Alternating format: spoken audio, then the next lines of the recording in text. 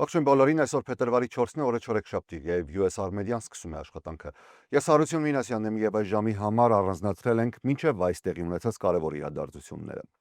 Այսօր առավոտյան Գլենդելում տեղի ունեցած ծանր վթարի հետևանքով մեկ մարդ է զոհվել, երբ գնացքը բախվել է ավտոմեքենայի։ Վթարը գրանցվել է առավոտյան ժամի 9-ի մոտակայքում Գլենդելի Սան Ֆերնանդո փողոցի եւ West Broadway-ի խաչմերուկի մոտ։ Ըստ նախնական տվյալների 206 համարի մետրոլինք գնացքը, որը շարժվում էր Անտելոպ Վելիից դեպի Լոս Անջելեսի կենտրոն, բախվել է արծաթագույն սեդանին, որը հայտնվել էր երկաթուղային անցման վրա։ Ուղղաթելից նկարանված կադրերում երևում է, որ ավտոմեքենան լուրջ վնաս է ստացել, անվտանգության բարձիկներն են բացվել, իսկ մեքենան կանգնած է երկաթուղային գծերի անմիջական հարևանությամբ։ Դեպքի վայր են ժամանել նաև Գլենդելի հրշեջ ծառայության աշխատակիցները։ Ավտոմեքենայի վարորդը կին էր, որը մահացել է դեպքի վայրում։ Մի տղամարդ, որը քայլում էր դեպքի վայրին մոտակայքում, վնասվել է բախման հետևանքով առաջացած բեկորներից։ Նրա վնասվածքները կյանքի համար վտանգավոր չեն ու տեղափոխվել է հիվանդանոց։ Տեսանյութը ցույց է տալիս, որ խաչմենուկի երկաթուղային անցումը կահավորված է անվտանգության արգելափակիչներով։ Վթարից հետո գնացքը կանգ է առել գծերի վրա, իսկ երկաթուղային երթևեկությունը տվյալ հատվածում ժամանակավորապես դադարեցվել է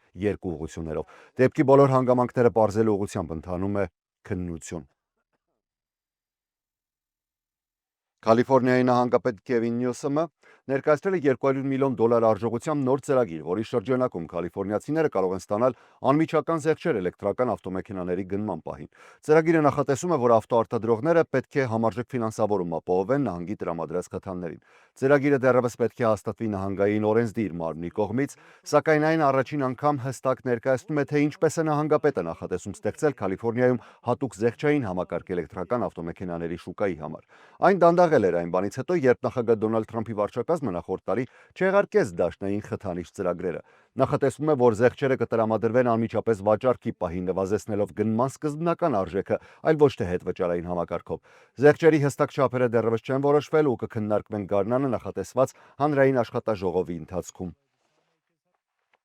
Կալիֆորնիայում քաղաքական բուռն քննարկումների պատճառ է դարձել եւ ոչ միայն քաղաքական նոր օրենսդրական այն նախաձեռնությունը, որի շուրջ հանրապետականները մեղադրանքներ են հնչեցնում դեմոկրատների հասցեին գաղտնի նոր հարկ սահմանելու փորձի մեջ։ Նախորդ 5 շաբթի նահանգային օրենսդիր ժողովում ընդունվել է AB 1421 օրինագիծը, որը Կալիֆորնիայի տրանսպորտի հանձնաժողովին պարտավորեցնում է ուսումնասիրել եւ զեկույց պատրաստել ճանապարհների օգտագործման հնարավոր նոր վճարի վերաբերյալ։ Այդ ուսումնասիրությունները ներառում են նաև այսպես կոչված վարած մղոնների հարկ։ Հանրապետականները պնդում են, որ օրինագիծը ճանապարհ է հարթում վարորդներից նոր հարկ գանձելու համար, կախված նրանից, թե որքան են նրանք մեքենա վարել։ Սակայն օրինագծի հեղինակը հերքում է այդ մեղադրանքները, ընդգծելով, որ խոսքը բացառապես ուսումնասիրության եւ տվյալների հավաքագրման մասին է, որը կարող է օգնել օրենսդիրներին ապագայում որոշում կայացնել, ինչպես ֆինանսավորել ճանապարհների եւ ենթակառուցվածքների սպասարկումը։ Ներկայումս ճանապարհների սպասարկումը հիմնականում ֆինանսավորվում է բենզինի հարկի հաշվին, սակայն այդ եկամուտները նվազում են, քանի որ ավելի ու ավելի շատ վարորդներ են անցնում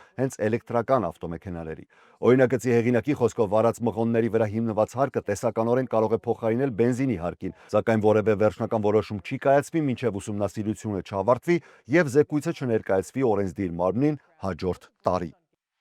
Գևին Նյուսոմը հայտարարել է Կալիֆորնիա արագընթաց երկաթուղու նախագծի կարևոր հանգրվանի մասին։ Քերն շրջանի տարածքում ավարտվել է առանցքային ենթակառուցվածքի կառուցումը, ինչը թույլ է տալիս անցնել արդեն գծերի տեղադրման փուլին։ Քերն շրջանի Վասկո քաղաքի մոտ գտնվող 150 ակր տարածքում տեղակայված նոր կենտրոնը կծառայի որպես լոգիստիկ հարթակ երկաթուղու էլեկտրաֆիկացված գծերի եւ համակարգերի տեղադրման համար անհրաժեշտ նյութերի ընդունման, պահեստավորման եւ բաշխման նպատակով։ Նահանգապետ Նյուսոմը նշել է, որ այս քայլը փաստում է Կալիֆորնիան ոչ միայն ծրագրում է ապագան, այլ արդեն կառուցում է այն, ներդրում կատարելով մաքուր տրանսպորտի աշխատատեղերի եւ համայնքների զարգացման մեջ։ Կալիֆորնիայի արագընթաց երկաթուղու նախագիծն այժմ ունի 119 մղոն ակտիվ շինարարություն, որոնցից ավելի քան 80 մղոնը արդեն պատրաստ ուղեկից է։ Նախագիծը զգալի տնտեսական ազդեցություն է ունեցել նահանգի վրա։ Մինչև օրս այն ապահովել է շուրջ 121,900 աշխատաժամանակի համարժեք աշխատատեղ եւ մոտ $25 միլիարդ տնտեսական արդյունք։ Միայն 2024-25 ֆինանսական տարում ծրագրի ծախսերի 98.6%-ը ուղղվել է Կալիֆորնիայի բիզնեսներին եւ աշխատողներին։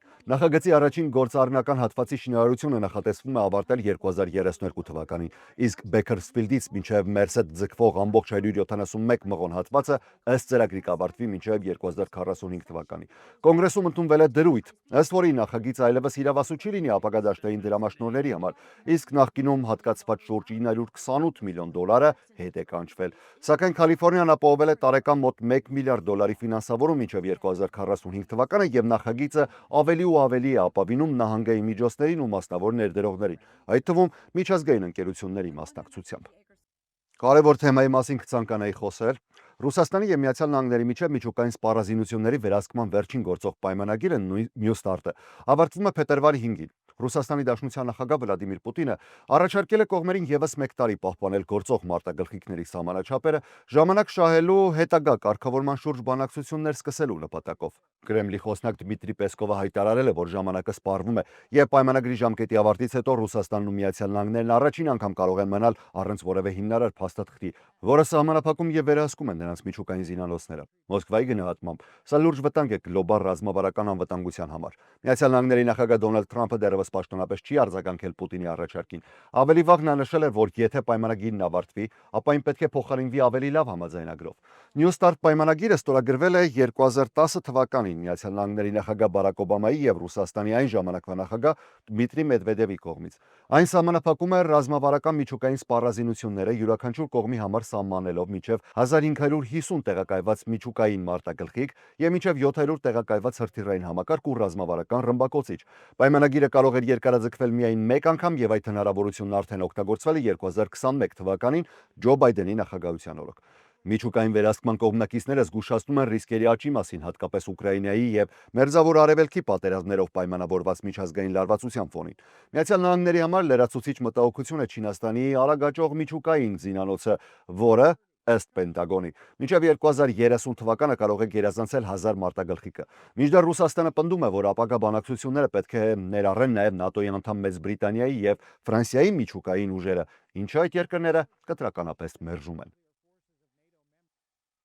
Հռոմի Պապը ուղերձ է եղել Ռուսաստանի եւ Միացյալ Նահանգներին հրատապ կոչ անելով կոնկրետ եւ արդյունավետ հաջորդական քայլեր ձեռնարկելու։ Մասնավորապես Լեո 14-ը ասել է. Վաղը ուժը կորցնում է New START պայմանագիրը, որը ստորագրվել էր 2010 թվականին Միացյալ Նահանգների եւ Ռուսաստանի Դաշնության նախագահների կողմից եւ կարևոր դեր է ունեցել միջուկային զենքերի տարածման զսպման գործում։ Վերահաստատելով աջակցությունը զինաթափմանն ու փոխադարձ վստահությանը նպաստող բոլոր կառուցողական նախաձեռնություններին, արվում է հրատապ կոչ թույլ չտալ, որ այս կարևոր գործիքը ավարտվի առանց այն շարունակելու համար կոնկրետ եւ արդյունավետ հաջորդ քայլերը ձեռնարկելու։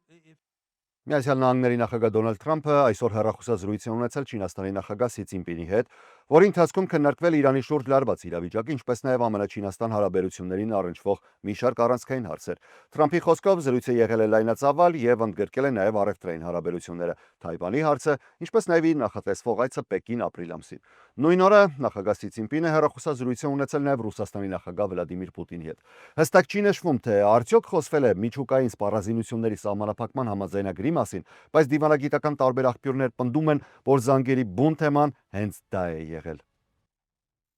Նախագահ Թրամփը Սպիտակ տանն ընդունել էր Կոլումբիայի նախագահ Գուստավո Պետրոին, հանդիպումը կայացել է մի քանի ամիս տևած հրապարակային փոխադարձ քննադատություններից հետո եւ անցել է փակ դռների հետևում շուրջ 2 ժամ տևողությամբ։ Մամուլը հանդիպմանը, ինչպես նշեցի, ներկա չի եղել եւ որևէ խոշոր համաձայնագիր էլ չի հայտարարված այս պահին։ Չնայած նախկին լարված հարաբերություններին եւ գաղափարական խորը տարբերություններին, հանդիպումից հետո երկու ղեկավարներն էլ հանդես են եկել դրական հայտարարություններով։ Թրամփը նշել է, որ հանդիպումը անցել է կառուցողական մթնոլորտում, թեև նախկինում միմյանց չէին ճանաչում։ Վերլուծաբանների մի մասը կասկածի տակ էր դնում հանդիպման ընդհանրապես հաջողությունը հաշվի առնելով վերջին ամիսներին շարունակվող հռետորական հակամարտությունը։ Նախկինում Թրամփը Պետրոին անվանել էր ապօրինի թմրանյութերի առաջնորդ առանց որևէ ապացույց ներկայացնելու, իսկ Պետրոն, որն անցյալում մասնակցել է հակաիմպերիալիստական զինված շարժմանը, Միացյալ Նահանգների գործողությունները Լատինական Ամերիկայում բնութագրել էր որպես պատերազմական հանցագործություններ։ Կոլումբիայի նախագահ Վաշինգտոն էր հրավիրվել հունվարին կայացած հեռախոսազրույցից հետո, որը երկու կողմերը այն ժամանակ էլ գնահատել էին դրական,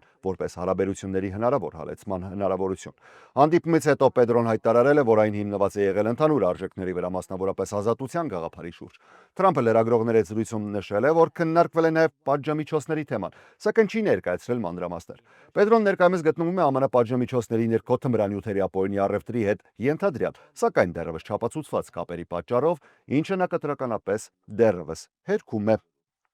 Ռուսաստանի եւ Ուկրաինայի թեմայով էլ Ռուսաստանը գիշերային օդային հարվածներ է հասցրել Ջելմա էլեկտրակայանին։ Ուկրաինայի պաշտոնյաների հաղորդմամբ լայնածավալ հարձակման ընթացքում կիրառվել է շուրջ 450 անօդաչու թռչող սարք եւ ավելի քան 70 հրթիռ։ Հարվածների հետևանքով վիրավորվել է առնվազն 12 մարդ։ Հարձակումը խաթարել է ջեռուցման համակարգերի աշխատանքը մի շարք քաղաքներում, այդ թվում մայրաքաղաք Կիևում։ Ուկրաինայի նախագահ Վոլոդիմիր Զելենսկին X սոցիալական հարթակում հրապարակած գրառմամբ մեղադրել է Ռուսաստանին Միացյալ Նահանգների աջակցությամբ ձեռք բերված էներգետիկ հրադադարը շահարկելու մեջ։ Նրա խոսքով Մոսկվան օգտագործել է մարտական գործողությունների դադարը զինամթերք կուտակելու նպատակով։ Իր երեկոյան ուղերձում էլ Զելենսկին նշել է, որ Կիևը սպասում է Միացյալ Նահանգների արձագանքին։ Միաժամանակ չորեքշաբթի Ռուսաստանի եւ Ուկրաինայի պատվիրակությունները հանդիպել են Աբու Դաբիում Միացյալ Նահանգների միջնորդությամբ անցկացվող բանակցությունների նոր փուլում։ Մոսկվայից եւ Կիևից ժամանած պատվիրակություններին միացել են ԱՄՆ-ի հատուկ բանագնաց Սթիվ Վիտկոֆը եւ Ջարեդ Քուշները։ Միացյալ Նահանգների պետքարտուղար Մարկո Ռուբիոն ընդգծել է, որ ալակ բեկում ակնկալել պետք չէ, սակայն նշել է, որ Թրամփի վարչակազմը վերջին մեկ տարվա ընթացքում զգալի առաջընթաց է գրանցել բանակցային գործընթացում։ Միջազգային դիտորդները նշում են, որ ռազմական ճնշման շարունակությունը Մոսկվայի կողմից դիտվում է որպես բանակցային լծակ խաղաղ գործընթացում առավելություն ստանալու համար։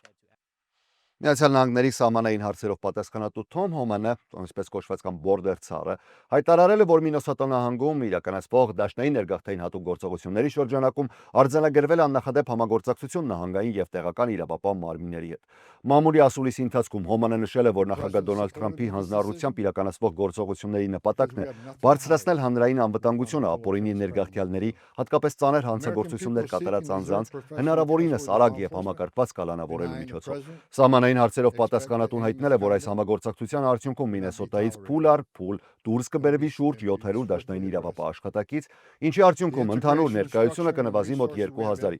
Նրա խոսքով սա պայմանավորված է գործողությունների արդյունավետությամբ եւ չի նշանակում ներգաղթային վերահսկողության թուլացում։ Հոմանը շեշտել է, որ այսը չի պահանջում նահանգային կամ տեղական կառույցներից իրականացնել ներգաղթային վերահսկողություն կամ մարդկանց պահել օրենքով սահմանված ժամկետից ավելին։ Նրա խոսքով տեղական մարմինների դերը սահմանափակվում է միայն տեղեկատվության փոխանցմամբ։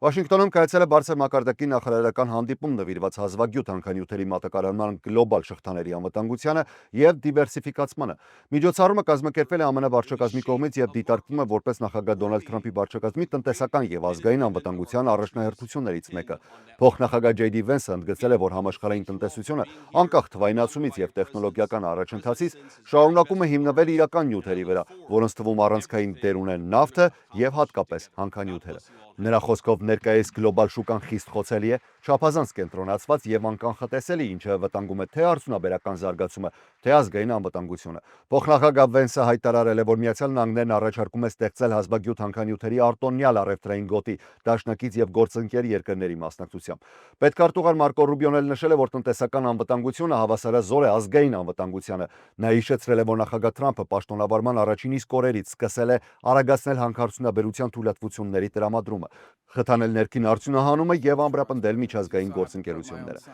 Միայն վերջին ամիսներին Միացյալ Նահանգները կնքել է ավելի քան 10 միլիարդ դոլարի համաձայնագիր 5 երկրների հետ հազվագյուտ հանքանյութերի ոլորտում։ Ռուբիոն նշել է, որ Միացյալ Նահանգները պատմական սխալ է թույլ տվել տարիների ընթացքում դուրս մղելով հանքարդյունաբերությունը եւ կախման մեջ ընկնելով արտաքին մատակարարումներից։ Նրա խոսքով այժմ նպատակն է վերականգնել արդյունահանումը, վերամշակումը եւ արտադրությունը ոչ միայն Միացյալ Նահանգներում, այլև գործընկեր երկրներում, ձևավորելով կայուն եւ բազմազան գլոբալ շղթա։ Եվ վերջում մարզական մեկ լուր Սուպերբոլ 60-ը կկայանա այս կիրակի Կալիֆոռնիայի Սանտա Կլարա քաղաքում գտնվող Լևի ստադիումում։ Պաշտոնյաների գնահատմամբ խաղին եւ դրան ուղեկցող միջոցառումներին սպասում է շուրջ 1.3 միլիոն այցելու, սակայն Սուպերբոլը վաղուց արդեն միայն ֆուտբոլ չէ, այն դարձել է ամերիկյան մշակութային, քաղաքական ու տնտեսական խոշոր իրադարձություն։ Այս տարվա ընդմիջման շոուի գլխավոր հյուրն է պուերտորիկացի рэփեր եւ երգիչ Բեդ Բանին։ Նրա մասնակցությունը իհարկե դժգոհության ալիք է բարձրացրել պահպանողական շրջանակներում, այդ թվում ԱՄՆ ներքին անվտանգության որոշ ներկայացուցիչների մոտ։ Պետբանին վերջին շրջանում բացահայտ քննադատել է Թրամփի վարչակազմի ներգաղթային քաղաքականությունն ու ԱՄՆ ներգաղթի ու մաքսային վերահսկողության ծառայությունը, այսը Սուպերբոլը նաև հսկայական ֆինանսական իրադարձություն է։ Միայն 30 վայրկյան տևողությամբ գովազդային հոլովակի արժեքը ըստ տեղեկությունների կազմում է 7-ից 8 միլիոն դոլար։ Պատճառը հանդիսատեսի մասշտաբն է։ Նախորդ տարվա Սուպերբոլը դիտել է մոտ 127.7 միլիոն մարդ միայն ԱՄՆ-ում։ Թանկ են նաև տոմսերը։ Ticket.IQ հարթակի տվյալներով խաղին ներկա գտնվելու ամենաէժան տոմսը արժե մոտ $6000, իսկ ամենաթանկերը հասնում են գրեթե $58000։ Նրանք, ովքեր իհարկե չեն ցանկանում կամ չեն էլ կարող իրենց թույլ տալ այդ գումարը վճարել, կարող են խաղը դիտել տանից։ Խաղի մեկնարկը նախատեսված է արևելյան ժամանակով երեկոյան 6:30-ին։ Հեռարձակումը կիրականացնի NBC-ն, իսկ առցանց դիտումը հասանելի կլինի Peacock հարթակում։ ԱՄՆ-ից դուրս խաղը կցուցադրվի նաև միջազգային սպորտային սթրիմինգային ծառայություններով։ Այժմի համար այսքանը, կհանդիպենք երեկոյան թողարկմանը։ Ես Հարություն Մինասյանն եմ, շնորհակալ եմ ուշադրության համար։ Առողջ եղեք։